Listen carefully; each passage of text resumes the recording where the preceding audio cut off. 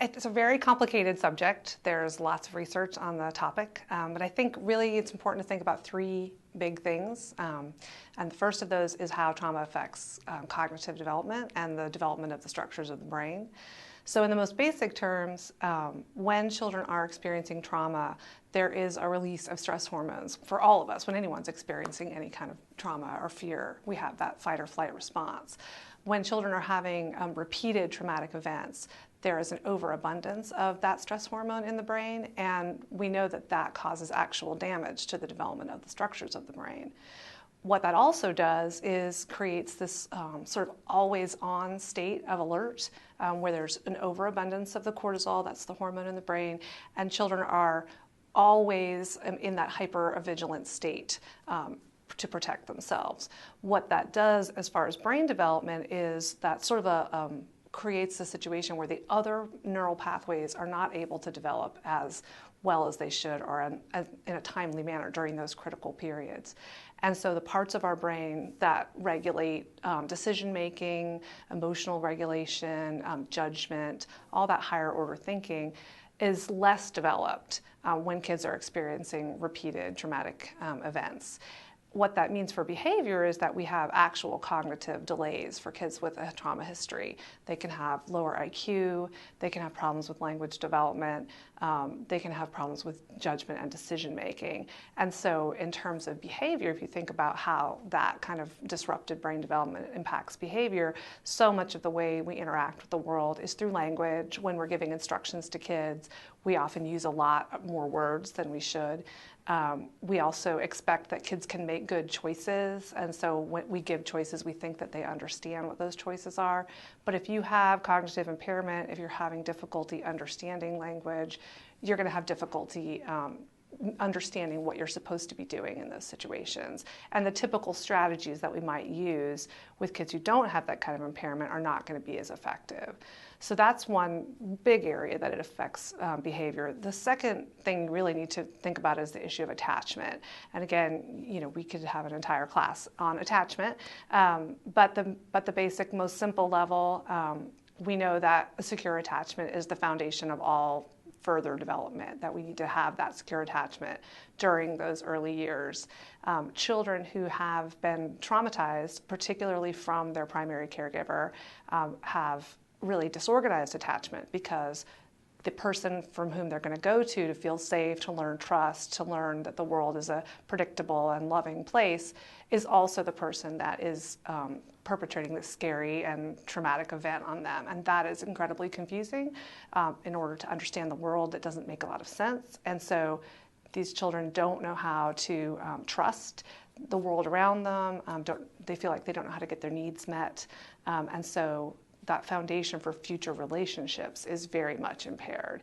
So again, if you think about so much of what we have to do in the world to be successful is to interact with others, to read social cues, to understand what the interaction is between us and other people. If you have that disorganized attachment as a foundation of understanding the world, you're going to have a lot of difficulty with that.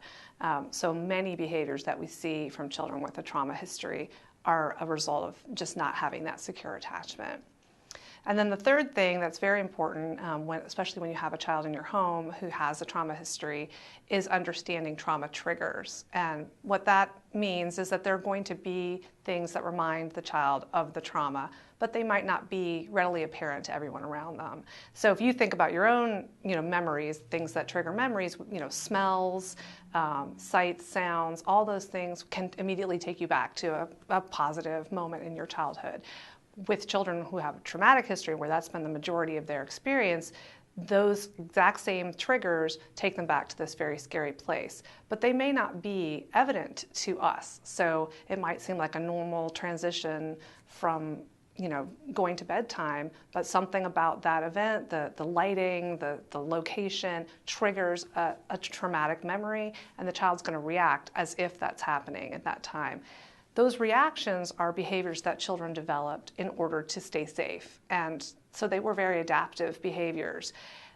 However, we might see them as bad behaviors or negative behaviors. So it's really important to understand that Those reactions are important. They help the child survive. They help the child get through a very difficult experience. And it's going to take a while to unravel that. So it's important to try to understand as much as possible of the child's history so that we can start to look at these trauma triggers and help them move past them.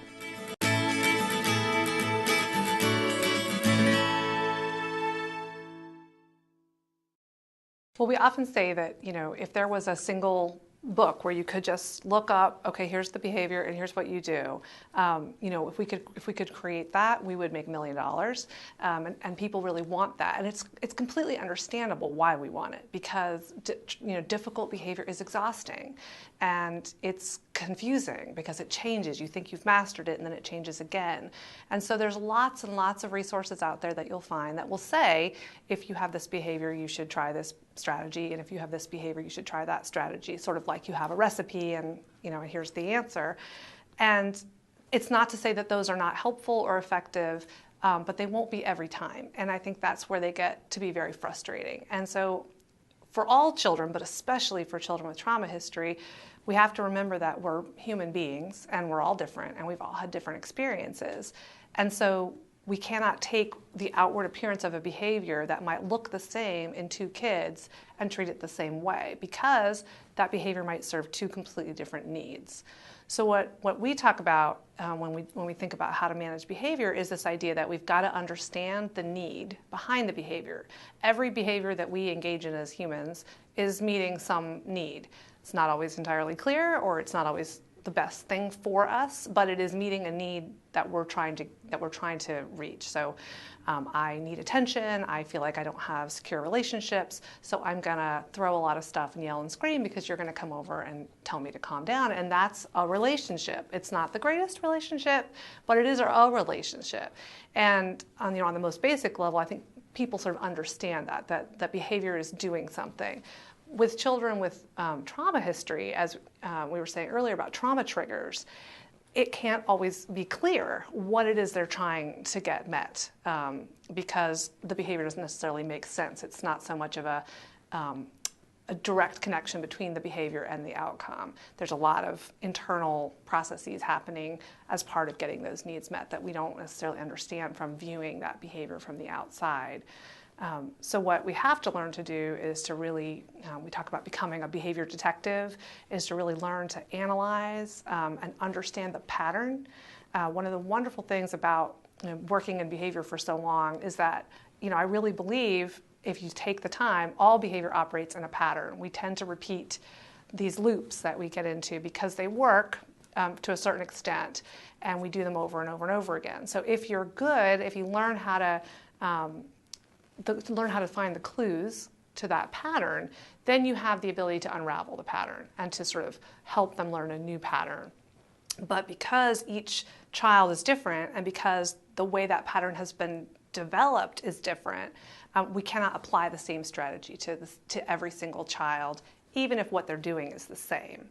So an example of that is you could have two children who are withdrawing, isolating themselves, not wanting to be with the family. One child is doing that because they really want people to come seek them out. And so when people do seek them out, they realize that withdrawing is getting that need met. The other child could be doing it because they are really rejecting. They're scared of relationships. That's a scary feeling of connecting with other people, so they really don't want people to connect with them. So if people come to them, their behavior is going to get worse.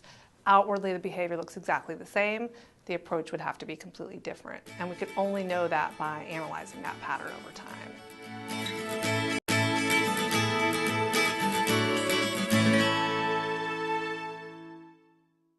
Well, I think, all of us understand that relationships are sort of the foundation of the way that we do anything. And we all want to have positive relationships with our caregivers. In order to change behavior, there has to be a lot of trust. The child, particularly children who have trauma background, they have developed these series of behaviors that have kept them safe. And if they're going to engage in a process with you to change those behaviors, they've got to really trust that you're not taking those away from them and that's going to make them unsafe all of a sudden. So it's even more important that that initial trust is laid before we start engaging in a process of modifying behavior. And modifying behavior is a process. It takes a long time. You're slowly having to sort of undo patterns that have been established for long periods.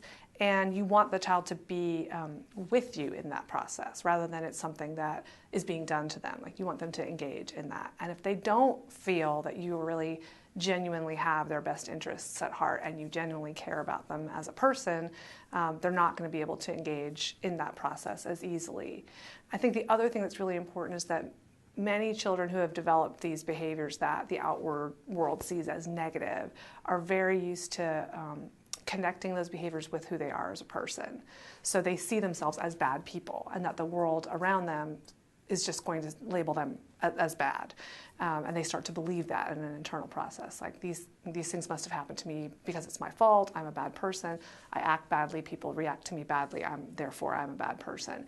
And so in order to begin to undo that, we've got to really help children make connections between I care about you for who you are, regardless of what you do, because they don't believe that. And many children who have had a history of trauma, those things are completely mixed up. What I do and who I am are exactly the same thing. So that foundation of building trust and building a relationship is part of the process of disconnecting those things, that you are a good person, good people can make bad choices, and even when we make bad choices, we are still good people. And they've got to really believe that on a genuine level. Like, we can't just sort of give that lip service if they're going to start in that process of really making change.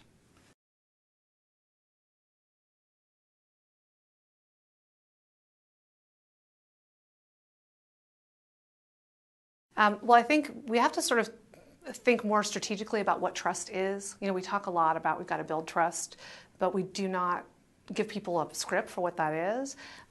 So there are some basic things that are part of trust. Honesty, like really being able to sort of say, transparency, this is what I believe, this is what I think. Being able to tell them when you make mistakes, because as parents and caregivers, we make mistakes all the time, even if you're, all the best intentions, we have bad days.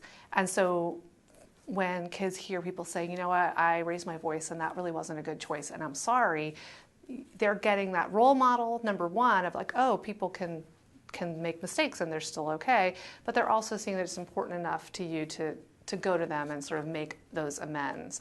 I think that predictability, reliability is incredibly important for trust, particularly because kids who have had a lot of trauma and have had a lot of moves don't know what's coming next. That contributes to that feeling of needing to be always on alert. So the more that we can be consistent, predictable, tell kids in advance what's coming next as much as we possibly can, or even if we don't know what's coming next, telling them what some of the options might be, like this or this could happen, also will help build that connection that you're taking the time to make sure that they understand what's going to happen to them. So yes, predictability, honesty, empathy. I mean, real empathy, genuine caring for who they are as a person. And I think really trying to find those strengths, and not just in a sort of surface way, like, well, she has a nice smile, but in sort of like, what are the skills that this child has that are positive that we can build on? So many behaviors that we label as negative, we can find actual skill sets in there. So if you have a kid who people say is manipulative, well, they obviously can read people and they're smart and they are able to they know what their needs are and they can get their needs met. So they have a skill set involved in this behavior that we consider bad. So if we can help kids pull those out and say, well, how can we use these same skills to their advantage? They start to feel like you value who they are and what they bring to the table. So I think it's just a matter of, it's slow. I think many times as caregivers, we think, well, if I just give them a lot of love, they're gonna trust me, and that's certainly a part of it. But we've also got to think really strategically about our day-to-day interactions, because children who have trauma are coming at the world in a very defensive stance, and it's going to take more effort on our part to build that trust.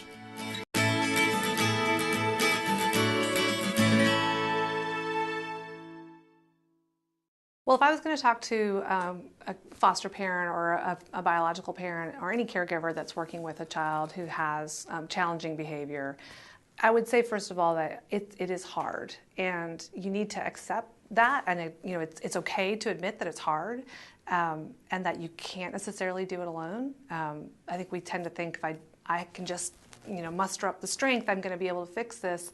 But challenging behavior has developed over long periods of time. It's complicated.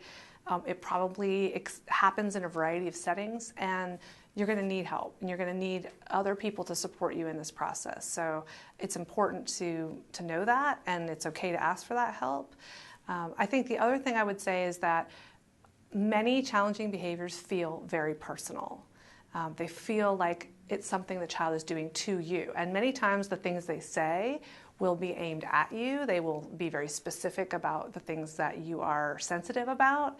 And it can be very hard to separate out in those moments that what they're doing is not who they are, because you feel understandably very upset by the behaviors that children are expressing. So I think it's really important to remember that behavior is expressing a need, and in any way possible that you can remind yourself of that is incredibly important, especially in the moment when those behaviors are happening, because often not reacting in a negative way is the first step, partially to building trust, but also to changing the pattern. And it's very hard to do that when someone's just called you a bad parent or told you they hate you, or a million things that kids will say in an effort to reject you. So trying to really keep in mind, this is not about me. This behavior is not aimed at me. It's not about who I am. It's the way this child knows how to interact with the world. And I think also I would say that it takes time, that we want to look for progressive, slow change in the direction we want to go, and sometimes that might not be easy to see.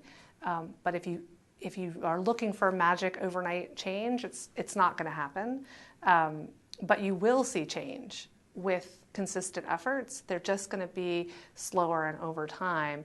And so in order to get through that, you're going to need that support, and you're going to need some people who can take that burden off of you and share it with you and give you breaks, because it's a really hard task to change behavior, and you've got to be committed to that consistent process. You're going to have ups and downs. Behavior is not linear. It doesn't sort of move in one direction and only in one direction. So things may get worse, they may get better. You may have to change approaches, and there's nothing wrong with that. That doesn't mean you're doing anything wrong. It's just the natural way that humans interact with each other, and if you stick with it, you really can make a difference in a kid's experience and how they are successful in the world.